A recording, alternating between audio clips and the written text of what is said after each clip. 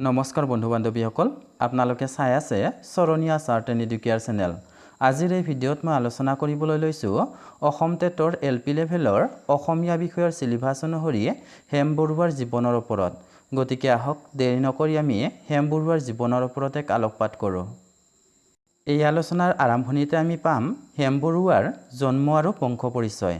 তেখেতৰ জন্ম হৈছিল 22 এপ্ৰিল 1915 চনত তেজপুৰত। তেখেতৰ পিতৃৰ নাম আছিল বিনন্দীৰাম বৰুৱা আৰু মাতৃৰ নাম আছিল পদ্মালোচনী দেৱী আৰু তেখেতৰ পত্নীৰ নাম আছিল অনু বৰুৱা। আকৌ তেখেতৰ মৃত্যু হৈছিল 9 এপ্ৰিল 1977 চনত। তেখেতৰ শিক্ষা জীৱনলৈ লক্ষ্য কৰিলে পাওঁ যে তেখেতে 1932 চনত তেজপুৰ চৰকাৰী উচ্চতৰ মাধ্যমিক বিদ্যালয়ৰ পৰা প্ৰৱেশিকা পৰীক্ষাত উত্তীৰ্ণ হৈছিল। আকৌ 1934 চনত তেওঁ কটন কলেজৰ পৰা IA, পিছত এই কলেজৰ পৰাই ইংৰাজী সাহিত্যত BA আৰু 1938 চনত কলিকতা বিশ্ববিদ্যালয়ৰ পৰা তেখেতে MA ডিগ্ৰী লাভ কৰিছিল। তেখেতৰ কৰ্মজীৱনলৈ লক্ষ্য কৰিলে 1941 চনত 26 বছৰ বয়সত তেওঁ যোৰহাটৰ জগন্নাথ বৰুৱা মহাবিদ্যালয়ত প্ৰবক্তা হিচাপে যোগদান কৰিছিল। আকৌ 1944 চনত লোকপ্ৰিয় গোপীনাথ বৰদলৈৰ আহ্বান মৰ্মে তেখেতে বি বৰুৱা মহাবিদ্যালয়ত যোগদান কৰিছিল। পিছত 1945 চনত তেখেত শিক্ষানুষ্ঠানখনৰ অধ্যক্ষ হিচাপে নিৰ্বাচিত হৈছিল। তেখেতৰ ৰাজনৈতিক জীৱনৰ ভিতৰত স্কুলীয়া অৱস্থাৰে পৰা ৰাজনীতিৰ লগত জড়িত বৰুৱাই 1957 চনৰ পৰা 1971 চনলৈ লোকসভাৰ সদস্য হিচাপে কাৰ্যনিৰ্বাহ কৰিছিল। তেখেতৰ সাহিত্যিক জীৱনৰ ভিতৰত কবিতা পুথি মূলতঃ দুখন প্ৰকাশ পাইছিল। সেইবোৰ হৈছে বালিচন্দা আৰু মনময়ূৰী। বালিচন্দা প্ৰকাশ পাইছিল 1959 চনত আৰু মনময়ূৰী প্ৰকাশ পাইছিল 1965 চনত। আনহাতে এই দুয়োখন সংকলনৰ কবিতাসমূহৰ লগতে অপ্ৰকাশিত আনবোৰ কবিতা একেলগে সংগ্ৰহ কৰি 1986 চনত হেম বৰুৱাৰ কবিতা নামেৰে তেখেতৰ মৃত্যুৰ পিছত আন এখন কবিতা সমগ্ৰ প্ৰকাশ পাইছিল। তেখেতৰ উল্লেখনীয় কবিতা মমতাৰ চিঠিৰ উপৰি তেখেতৰ আন কবিতাবোৰ হ'ল জাৰৰ দিনৰ সপোন, পোহৰতকৈ এন্ধাৰ ভাল, ৰাজপথে কথা কয়, যাত্ৰাৰ শেষ নাই, এটা সাপ ইত্যাদি। আনহাতে তেখেতে ৰচনা কৰা উল্লেখযোগ্য প্ৰবন্ধ পুথিবোৰ হ'ল আধুনিক সাহিত্য প্ৰকাশ হৈছিল 1950 চনত, সানমিহলি প্ৰকাশ হৈছিল 1957 চনত, সাহিত্য আৰু সাহিত্য প্ৰকাশ হৈছিল 1962 চনত, সাহিত্য আৰু সমস্যা প্ৰকাশ হৈছিল 1978 চনত, এই গাঁও এই গীত প্ৰকাশ হৈছিল 1961 চনত, আচু ফুল প্ৰকাশ হৈছিল 1964 চনত, ডাক পখিলী প্ৰকাশ হৈছিল 1968 চনত, বহাগতে পাতি যাওঁ বিয়া প্ৰকাশ হৈছিল 1969 চনত, পছোৱা ৰেঙনি প্ৰকাশ হৈছিল 1969 চনত, স্মৃতিৰ পাপৰি প্ৰকাশ হৈছিল 1970 চনত, 42ৰ গণবিপ্লৱত অসম প্ৰকাশ হৈছিল 1947 চনত, সত্য আৰু হিংসা গান্ধীজী প্ৰকাশ হৈছিল 1971 চনত, তলসৰা প্ৰকাশ হৈছিল 1976 চনত আৰু ছিন্নমূল প্ৰকাশ হৈছিল 1973 চনত।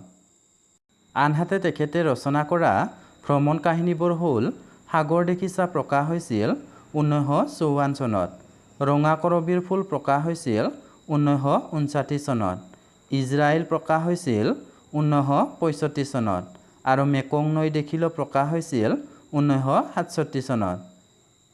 তেখেতে ৰচনা কৰা ইংৰাজী ভাষাৰ পুথিবোৰ হ'ল the August revolution of Assam প্ৰকাশ হৈছিল 1946 চনত, the red river and the blue hills প্ৰকাশ হৈছিল 1954 চনত, fairs and festival of Assam প্ৰকাশ হৈছিল 1956 চনত, মডাৰ্ণ আছামিজ পয়েট্ৰী প্ৰকাশ হৈছিল 1960 চনত, আইডেল আৱাৰ্ছ প্ৰকাশ হৈছিল 1961 চনত, আছামিজ লিটাৰেচাৰ প্ৰকাশ হৈছিল 1962 চনত, ফ'ক ছংছ অৱ ইণ্ডিয়া প্ৰকাশ হৈছিল 1965 চনত আৰু লক্ষ্মীনাথ বেজবৰুৱা প্ৰকাশ হৈছিল 1967 চনত।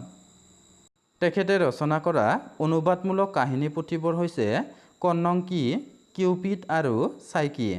আনহাতে অনুবাদমূলক প্ৰবন্ধ হৈছে ভাৰত বৰ্তমান আৰু ভৱিষ্যত, অসমৰ জনজাতি আৰু চৰ্দাৰ বল্লভভাই পেটেল ইত্যাদি।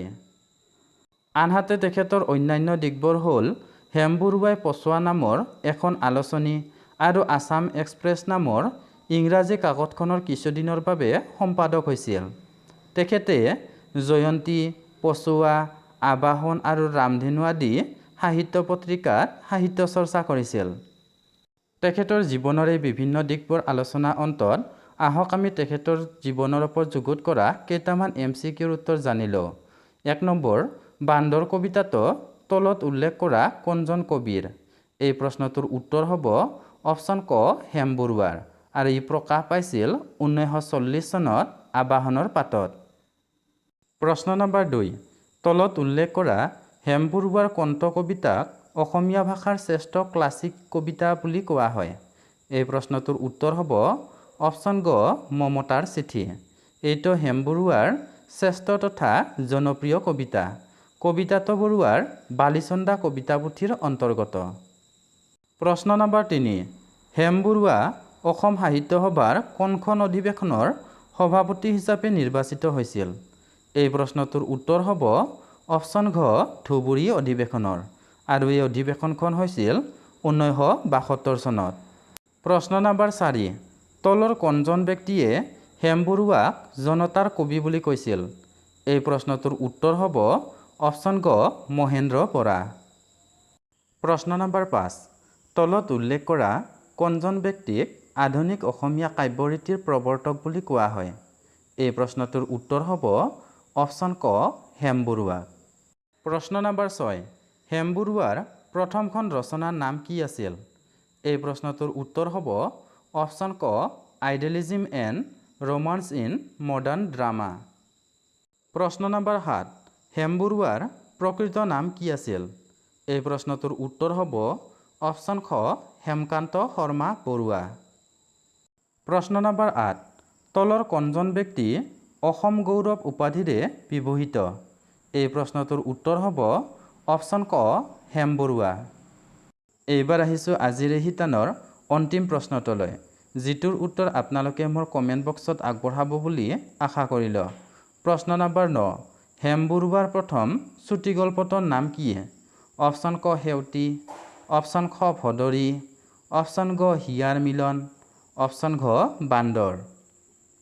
শেষত সকলোলৈকে মোৰ এই ভিডিঅ'টো ইমান মনোযোগেৰে চোৱাৰ বাবে অশেষ ধন্যবাদ আগবঢ়ালোঁ। লগতে আপোনালোকৰ জ্ঞাতাৰ্থে জনাওঁ যে ইয়াৰ পূৰ্বেও মই অসম টেটৰ চিলেবাছ অনুসৰি অসমীয়া বিষয়ৰ বিভিন্ন বিষয়বোৰ আলোচনা কৰিবলৈ চেষ্টা কৰিছোঁ। যদি আপোনালোকে সেইবোৰ ভিডিঅ' চোৱা নাই তেন্তে এই ভিডিঅ'ৰ ডেছক্ৰিপশ্যনত তাৰ লিংকসমূহ দিয়া আছে, আপোনালোকে চাব পাৰিব।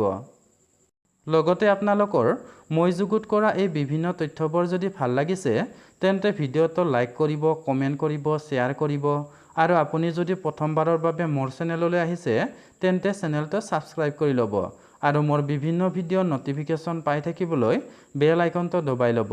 ধন্যবাদ।